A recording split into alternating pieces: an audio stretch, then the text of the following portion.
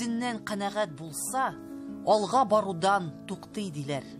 Бары тик йөрәкләрне җилкенләндерүдән туктатмас юлларда гына яңа дөньялар ачыла. Бары тик каләмнәрне тибрәтүдән тайпылдырмас, ардырмас, талдырмас юлларда гына дөреслек табыла. Әмма фән, гыйлем дөньясында бер биеклек артыннан икенчесен яулап барган галимнәрнең бик сирәге генә үз сукмагы артыннан ияртергә, халыкларны яткан урыныннан күтәрергә, фикер ташкынын кузгатырга, сүнгән утларны кабызырга, ил язмышында, милләт тарихында үз изен салып калдырырга сәләтле. Моның өчен ихтияр көче дә, рух ныклыгы да, иҗади башлангыч та бөек табигать тарафыннан бирелгән илаһи сәләт тә кирәктер. Менә фән өлкәсендә ниндидер менә үрләр яулаган галимнәр арасында сәяси эшчәнлек белән, иҗтимагый эшчәнлек белән, милләтне ниндидер теге торгызу уе белән яшәгәннәр бик санаулы гына була бит, әйме? Һәм сез шундыйларның берсе дип без саныйбыз, әйме? Һәм сез безнең тарихыбызга да шулай итеп килеп кирдегез инде. Әйтегез әле, менә бу кодрәт, әйме, иң баштан башласак, менә бу кодрәт, менә бу нәслегезгә биргән кодрәтнең башлангычы нәрсәдә дип уйлыйсыз сез? Менә бу гыйлемлек һәм дә миллилек дип әйтер идем мин аны. Чыганакның башы, шишмәнең башы дип әйтикме, ул да булса инде әнкәй. Әнкәй безнең укытучы, ул инде Аллаһ Тәгаләдән бирелгән сәләт белән ул укытучыда, завучта, директорда, сугыш вакытында директор булган мәктәптә. Ул инде инспектор ана шулай сугыш вакытында да, аннан соң сугыштан соң да шундый аның язылган китаплары бар. Аның инде педагогик кануннары ул таралган, билгеле.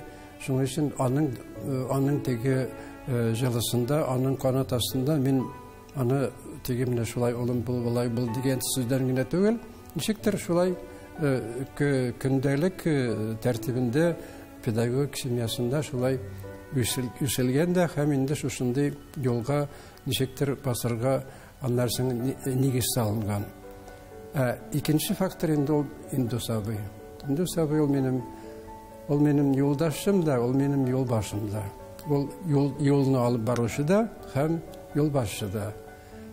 Фән өлкәсендә инде непререкаемый авторитет миңа ул.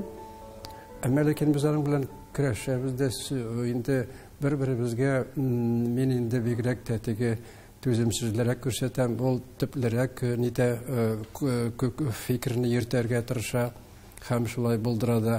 Мин бераз яңартырга тырышам, аның изеннән барам да киңәйтәм аның фикерен, шушы татар тарихына кергәндә, аның инде миңа тикле 2 китап язды инде ул татарның тарихының башын, шишмәсенең башы, ул да булды Кытай ягыннан. Ул теманы бик күтәрмәде. Аны мин бераз инде күтәргә тырыштым. Ләкин башлавы шушы 3000 елның юлын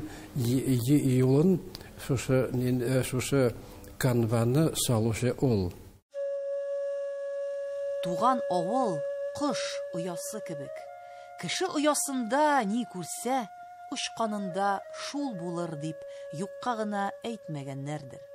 Халык арасында изге, шифалы булып саналган, 7 буын бабалары кадак каккан һәм дә соңгы юлга озатылган нигезен, ярдәмчел, саф, мәрхәмәтле нәсел башлангычын тудырган шигырь төбәге дә үзенең гүзәллеге, камиллеге, барлыгы, бөтенлеге белән бу балаларына бар сәләт кабилиятен учлап мул итеп бүләк иткәндер. Табигать шигырь ягы. Шигырь ягы, ул шигырь тауларында йөрмәгән, анда аның шишмәләреннән су эчмәгән, анда җиләк җыймаган кеше булса, ул күп әйберне аңлап та бетермәскә мөмкин, һәм инде күп әйбердән ул мәхрүм дә булган дип әйтим инде. Аның урманнары, аның таулары, анда бит Уралның башы бит ул, Урал тауларының башы.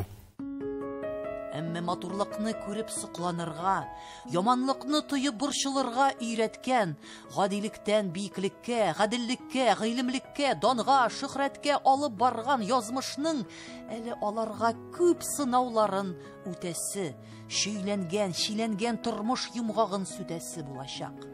Дәһшәтле сугыш афәтендә, ул сугышның канлы кырларында ятып калган әтиләрен мәңге күрмичә югалту кайгысында, бу ятимлектән, үксезлектән гаҗиз булып калган бала чактан рәнҗү газапларында, арба өстерәп, ат белән бер тәртәгә җигелеп сугыштан соң авыр авыл тормышның михнәтендә тулаем татыйсы була әле. Әмма бу тормыш мәктәбендә, өлгерү баскычларында, газаплы эзләнүләрендә абыйлы энеле Таһировларның яннарында, кулларында иң зур терәк юаныч китап була. Аң белемгә, мәгърифәткә, гыйлемлеккә, күңел аклыгына, сафлыгына илтүче, этәрүче бу көч тарихның иң тирән катламнарыннан, төбеннән, нигезеннән 3000 еллык избатланган тарихы булган халыкның шишмә башының салкын, тетрәндергеч һәм дә сискәндергеч, сокландыргыч суын татып карарга ярдәм итә. Алтай бит ул география түгел. Алтай ул исем. Ул исем хан Алтай була. Ат исеме дә түгел. Табигатның география исеме дә түгел. Ансы да шулай инде. Без аны шулай дип кабул итәбез. Ләкин безнең бер ханның исеме ул. Менә шушындай исемне дә без белмибез. Шешелмәгән сораулар алар монда шушы башында ук бар. Инде Европага барып җитәрәк. Анда тем более безнең исем шушы елганы Великое переселение народовны ул кузгатучы шушы татар халкы. Нәрсә белән кузгата?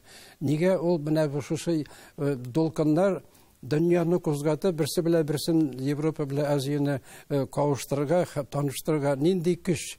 Бу долкын менә шушында барып тегендә Европага тикле Римская империяның инде азакы сәгатьләре була, аларны төртеп төшерү һәм анда шушы татарның изегенә түгел, Европаның әле бүгендә 20% халкы тюрк тамырыннан. Алар аны белергә теләми, ә без аның турында сөйләмибез. Менә шушы Кайлайдан башлап, нишләп без аның Алтайның да исемен белмибез, нишләп без Атиланың да кем икәнен белмибез. Без Чингисханны да ыргыттык кырыга, как бы инде обижать итмәсеннәр. Алай булай, менә караңгылыкта безне тапмасыннар, андый варварлыкка Татарның башлангычы кайда? Югалган империяләр, цивилизацияләр, халыкның борынгы һәм мәңгелеккә күмелгән данлы, шанлы тарихын табып дөньяга чыгару, ул бит тарихи чыганакларны, китапларны, борынгы кул язмаларны шәрехләү генә түгел. Ил көн турындагы уйлануларны, яшеренгән дулкыннар шавын һәр йөрәк ишетергә тиеш. Тарихчы ул милләт сакчысы, ул халыкның ышанычын ныгытучысы да, аңа рухи көч бирүче дә, аның өметен, ышанычын булдыручысы да, киләчәккә юл салучысы да. Татар халкының бердәм нәсел агачында һәр яфрагын ачыклау, һәр бутагын, тамырларының язмышларын ачып бирү гамәле төпсез диңгез киңлегендә инҗе эзләүчеләрнең эшенә тиң. Кытайның Великая Китайская стенаны төзегәндә, китайский источникларда белый татар дип атала. Һәм черный татар дип атала. Кара татарларда, ак татарларда. Аның истәлеге берсе инде алар шушы бер төркем татарлар шушы стенаны бергә төзегәннәр. Кайсыдыр төркем татарлар анда бер генә племя түгел бит, анда төрле племялар бар. Әмма ләкин исемнәре татар. Бу Великий Китайский стенаны төзәргә ярдәм итүче дә. Нәрсәгә төзегәннәр бу стенаны? Ул түгел теге татарлар менә комачаулый, алар варварлар, алар көчмә халык, алар безне талый, оседлый бит инде, Кытайның культурасы оседлый, земледельческий, җирдә эшли торган. Безнеке аттан төшми. Безнең халык, безнең як инде, безнең дөньябыз, безнең татар дөньясы. Шуның өчен билгеле инде китапта, обычный китапта языла, что Великий Китайский стена ул шушы татарлардан, шушы көчмә халыклардан, шушы кыргый халыклардан бөлүнергә тырышкан дип. Саклану чарасы буларак. Аның инде төп причинасы дип әйтик ки, бу стенаны төзү Кытайларның үзләренең халкы шушы көчмә халыклар янына ыргыла. Аларның культурасы моны аларны тотып калу өчен безнең якка татар ягына көчмә дөнья халыклар дөньясына китмәсеннәр, ордалар, семьялар, племялар менә ыргылып бара торган. Менә шушының өчен төзелә бу стена.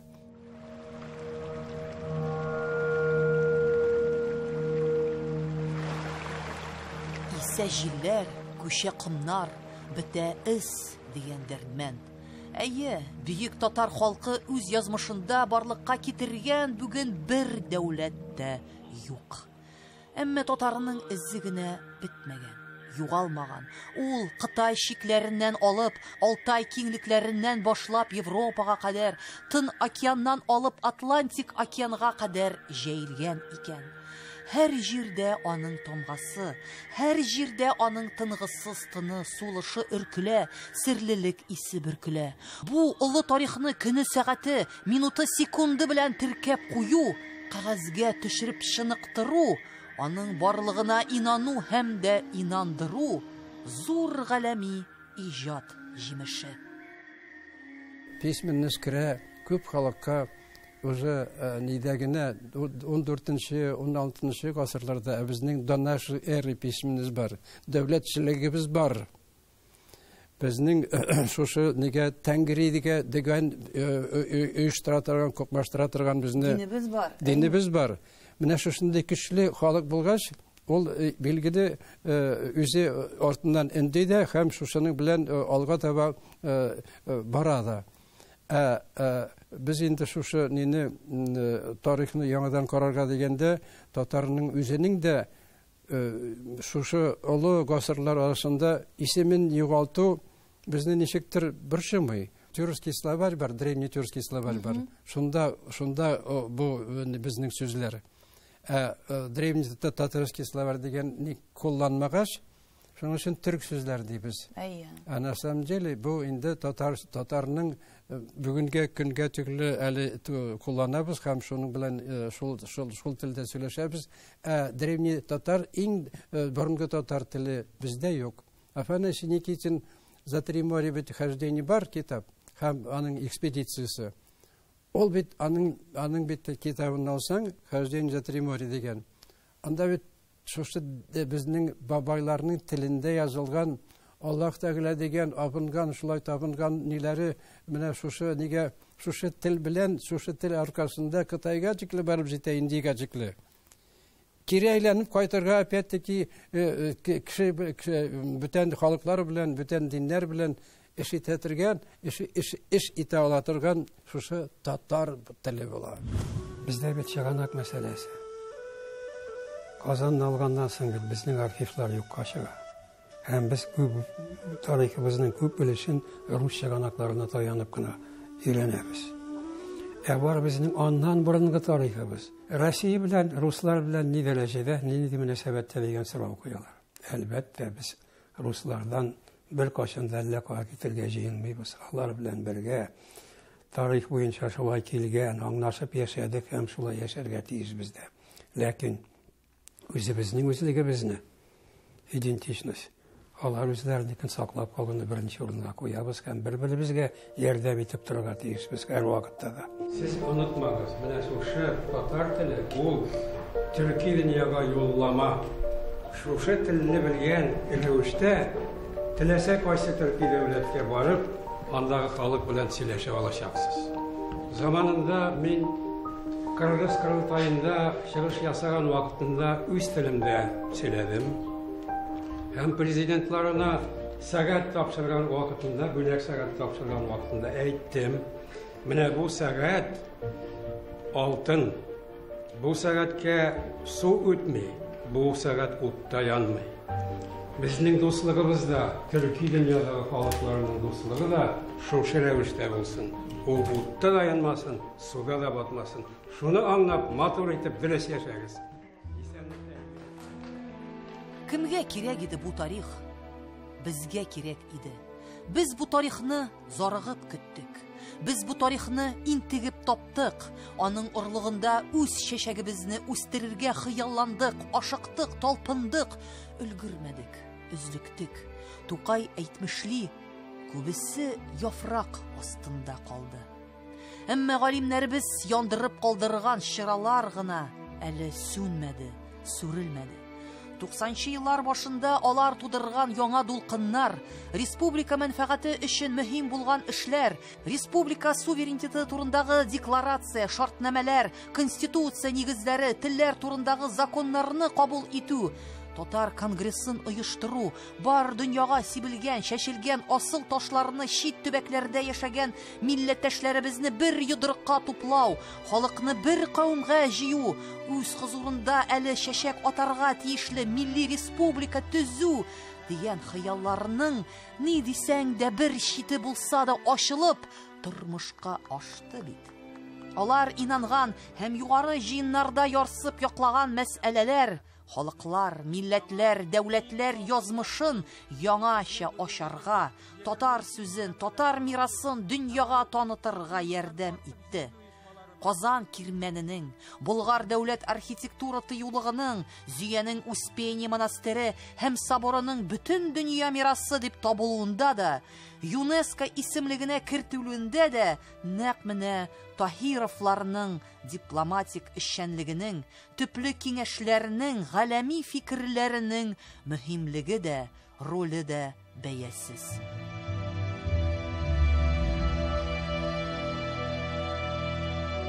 Тюменский областной краеведческий музей занимает несколько зданий, в том числе 2 культовых, вот одно перед вами. Уважаемые, спасибо, что приехали. Татар теленә, татар әдәбиятына, татар тарихына кызыксыну барда. Демәк, халыкта милли ролы уяна. Biz kunaklar bittik, kunaklar. Yok, siz Tatar halkının bölünmez, өлешлесез. Siz şunday haklı, Rahmet. De Yunus Efendi, indirici siz bu bütün Tatarlar Kongresi'nin şerefli bir reisi bulup mengi tarihe kalacaksınız. Siz üzerinizin halkınızı yarattınız. Bizning halkımız büyük halk, zor hem bay tarihli halk. Mınday halk ul bik sirek, Tatar bulu vakiti umumen bik sirek bir şey.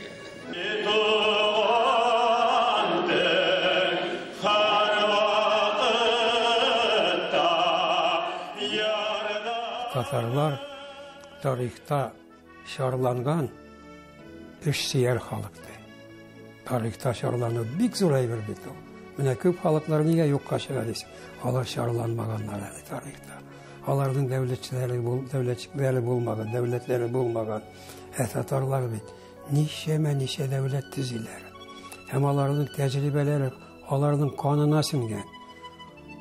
Татар каны ул дәүләти кан. Шуның өчен аны берничек тә бетереп булмый. Күпме генә, кем генә тырышмасын, әлбәттә шигенүләр дә бар. Ул юк түгел. Ләкин татар исән калачак. Сез бит тарихта эзләнгән кеше генә түгел. Сез халыкның холкын да өйрәнгән кеше, әйме? Менә сез миңа әле генә күп кенә бездә бүген булган проблемалар турында сөйләп киттегез. Тел мәсьәләсенә кагылышлы, тарих мәсьәләсенә кагылышлы. Бу безнең бәлки тыйнак халык булуыбыздан килә торгандыр, Бу бик мөһим сорау да һәм темада татарның образы бар, бүген дә бар. Һәм шушы образ белән ул яшәгәндә Европада һәм дөньяны кузгатып, дөньяны агартып йөргән, аның шушындый характер, менталитет, тынычлыкны ясый белү, ике какма каршы Запад-Востокны берләштерү, аларга тел табу, аларга күпер сала белү, үзе өйрәтә. Менә ул анда бит ничә төрле менә без әйтәбез инде 3,5 тысяч бүген национальности. Анда күбрәк булганнар. Ул заманда менә күбрәк булган, анда диалектлар, анда наречиялар, татар ул мәгърифәтле кеше. Ул шушы сәнгатьле кеше. Менә нинең бүгенге көндә дә без әйтәбез татарның телен ничек күтәрергә, ничек аны сакларга, нәрсә белән? Мәгърифәт белән. Тел беренче урында. Ни өчен тел беренче урында? Татар теле әлбәттә беренче урында. Чөнки татар теле ул чын мәгънәсендә ана теле. Ул кан теле, мен өчен кан теле дип әйтәм, чөнки безнең телебез ул канга сеңгән. Менә шушы кан кайбер вакытларда хәтта телне оныткан кешеләрдә бик кискен вакытларда шушы тел аларны уяна. Һәм чын мәгънәсендә алар шушы телдә сөйләшә башлыйлар. Менә сез беләсез, генерал Серпилин үлер алдыннан саташа башлый. Гомер буе татарча сөйләшмәгән кеше татарча саташа башлый. Чөнки уяна, менә бу кан уяна. Шуның өчен әйтәм, менә ул кан теле. Шуның өчен без бүгенге көнне әлбәттә иң беренче рәвештә телебезне беренче урынга куеп, татарның татарлыгын алга чыгарырга тиешбез. Әйе, безнең тарих исбатланган тарих. Күпме дәүләтләр төзегән, күпме дәүләтләр югалткан. Батырлар, сәүдәгәрләр, мәгърифәтчеләр милләте. 19 гасырда ук Россия империясендә иң укымышлы, динле, китаплы, мәктәп-мәдрәсәле, мәдәниятле, сәнгатьле, театрлы, университетлы, акыллы, гыйлемле, түзем, сабыр халык. Нинди генә кыерсытуларга дучар булмасын, ул татарлыгын саклап кала алган. Ни дисәң дә тәхетсез, әмма ялан аяклы да, ялан йөрәкле дә түгел идек без. Чөнки тел кавымны, кавым телне саклады. Әмма кабул булмаган теләкләрнең, тормышка ашмаган өметләрнең көленнән бүген иң туры сүзләр ярала. Татарның яшәеше ул тел. Аның теле ул аның тарихы, аның бүгенгесе һәм аның киләчәге. Шуны әлбәттә без бүгенге көнне гаиләдә генә түгел, дөрес әйтәсең, кухняда гына түгел, гомумән бөтен дөньяга таратырга тиешбез. Киләчәген без төзибез бүген. Аны архитекторы, аның скульпторы, аның художнигы, аны кемне дип атасаң да, аның нигезен сала менә бүгенге буыннар. Мәгърифәт нишли үстерәме патриотларны. Анда шушы китапларның, фикерләренең татарның ким икәнлеген һәм кем булырга тиеш икәнлеген кодекс татарина дигән. Менә ул кодекс, ул бармы соң, юкмы мәктәпләрдә? Ул менә шушы идеал образында инде ул. Идеал образында мәктәпләрдә менә бу китапларда юк. Татар история, татар дигән татар тарихы дәресләре юк. Курслар элгәре бар иде. Менә хәзер Төбәк тарихы дәресләре дә юк. Шулай бит. Менә юк. Менә бу безне тормозит итә инде. Татарстанны бүген ничек менә нитергә, аның киләчәген күрергә мөмкин. Күрергә кирәк. Бит аны барыбер теге бабайлар шулай яшәгән, давайте аларның хәзинәсен кайтарабыз. Аны кайтаргач әле нәрсә эшләргә икәнлеген белергә кирәк бит. Нәрсәсен кайтарырга? Шундый табышларны аны билгеле карарга кирәк артка таба, аннан шигенеп абайлардан, аларның изләреннән йөргә, тарих изләреннән йөргә кирәк. Аны шулай. Әмма ләкин бүгенге Татарстанның образын, менә аның ничектер концепциясын күрмим мин.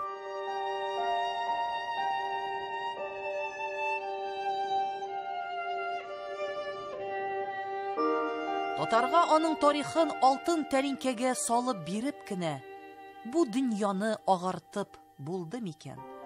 Тарихлы милләт нинди халәт кичерә? Без юлдан тайпылдыкмы, алга ыргылдыкмы, әллә инде чигендекме, туктадыкмы, як-якка каранып бер урында басып калдыкмы? Милләт язмышы турында йокысыз төннәр, газаплы сораулар күпме генә битәрләмәсен. Бу кискен хиссияттә туган уйлардан җиңел генә арынып булмас. Әмма үзәктә һәр чак шәхес, мәңгелек һәм шыр калачак.